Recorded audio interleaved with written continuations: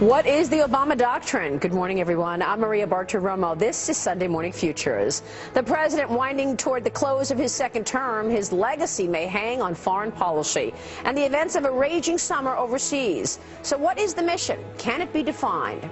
Summer's coming to an end, which means lawmakers will soon be headed back to Washington. They have a full workload, but with re-elections hanging over them, are they likely to get anything done? And the kids headed back to school. The CEO of one of the biggest online retailers is here. He'll tell us what you're shelling out for clothes and gear means for the overall economy. We hope you're having a great holiday weekend as we look ahead this morning on Sunday Morning Futures.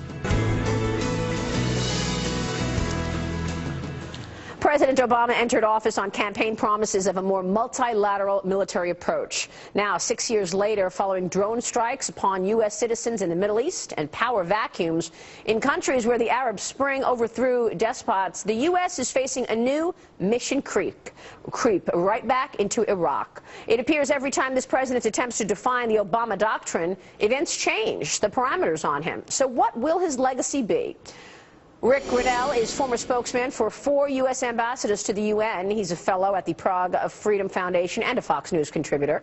And retired U.S. Navy Captain Chuck Nash is a Fox News military analyst. Gentlemen, thank you so much for joining us. Good to have you. Rick Grenell, let me kick this off with you. What is the president's vision in terms of foreign policy? How would you define it? Well, I'm not sure he has a vision, and I think that's been the problem. If you think about the Obama Doctrine, I've written quite a bit on this, and I think it's the war or ignore strategy. The president came in promising us to withdraw all the troops from Iraq and Afghanistan and really reminding the world in every single crisis that it's really none of our business. So this either go to war or ignore the situation, which, by the way, I think is a very libertarian philosophy that Rand Paul shares. But the Obama Doctrine of war or ignore has gotten us into trouble. We've seen the Arab Spring turn into the Islamic awakening on the watch of President Obama. Captain Chuck Nash, do you agree with that? And what are the implications of that no vision, war or ignore strategy?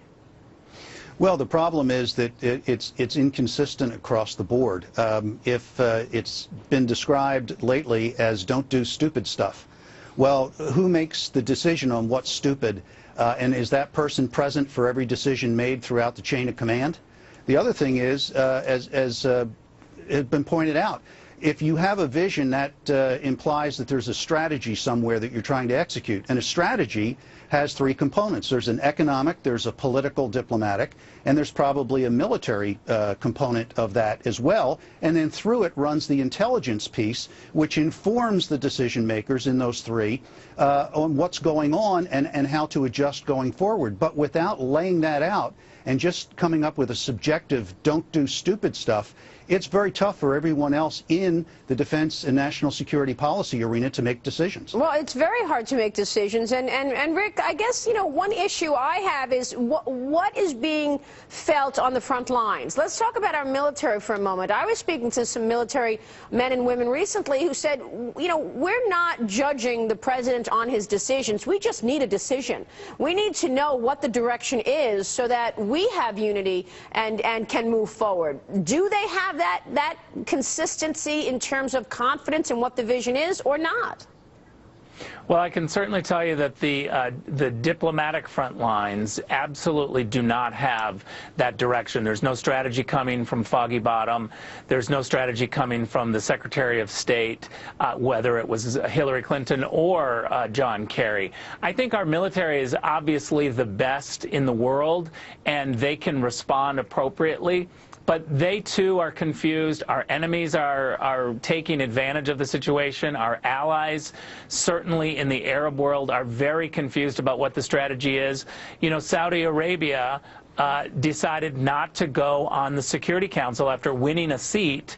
They decided not to join and serve simply because they didn't want to serve with the Americans because, as they said, the Americans don't have a plan, and they don't want to be a part of something that is really chaotic. So we're having problems with our enemies and our allies because we don't have a strategy. What about that, Chuck Nash? I mean, from a Navy perspective or the military men and women on the front lines, do they feel that they've got a plan? Do they need a more defined doctrine?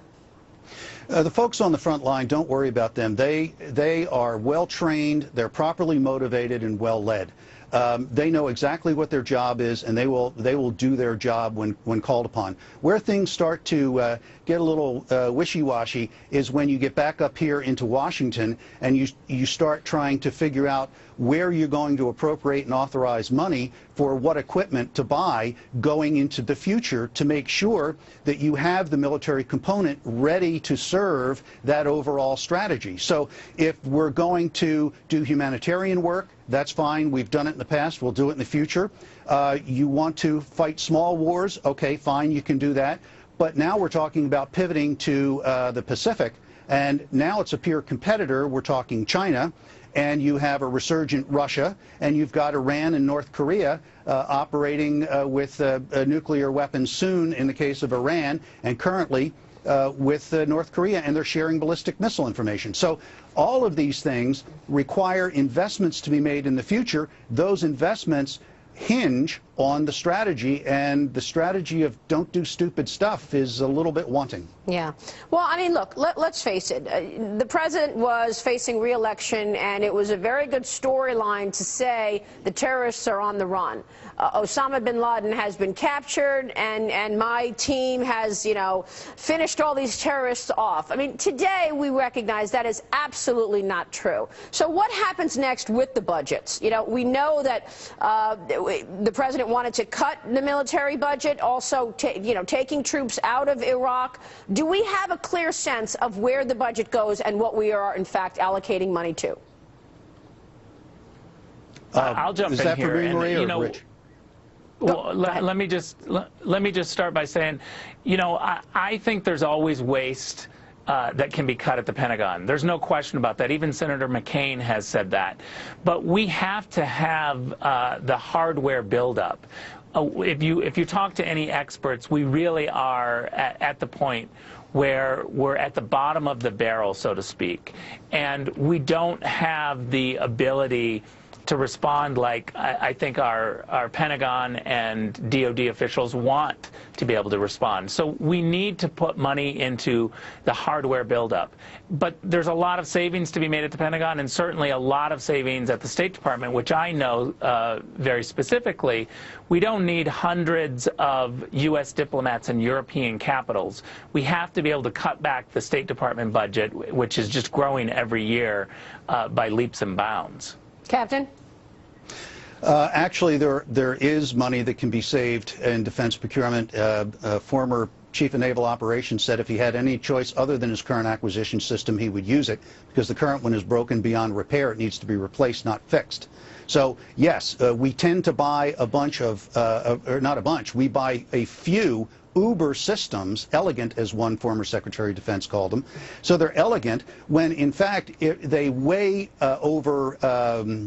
qualify for use in small wars, but if you were to actually apply them and use them in big wars, you don't have enough of them. They can only be one place at one time. Right. So in going against a peer competitor, mass has a quality all its own. Real quick, gentlemen, as the president has declared terrorists on the run, would you say ISIS today is a direct threat to the United States?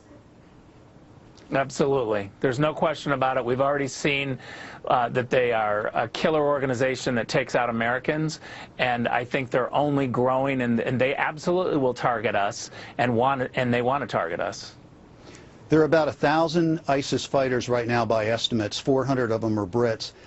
With British and European passports, probably some American passports. They're going to be able to travel around the world and get under a lot of people's radar. So, yes, it is a threat, and it is coming here. We have to believe that and defend against it. Gentlemen, thank you very much for your insights. We so appreciate it. Rick Grinnell and Captain Chuck Nash joining us.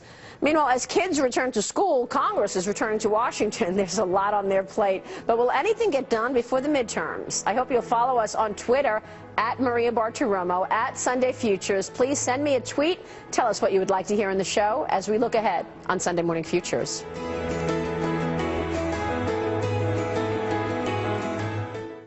It's the Labor Day sale at Men's Warehouse. Right now, select suits are on sale for only $179.99. Plus, buy one, get one free on almost everything else in the store. Sale ends Monday at Men's Warehouse. Heartburn. Did someone say burn? Try Alka-Seltzer Relief Chews. They work just as fast and are proven to taste better than Tums Smoothies assorted fruit. Amazing. Yeah, I get that a lot. Alka-Seltzer Heartburn Relief Chews. Enjoy the relief. Her rise to fame came to a sudden end, but her story didn't stop there. How her legacy lives on in the little girl she left behind and the men who loved her. Geraldo Rivera hosts Anna Nicole Smith, The Life and Death of an American Beauty, tonight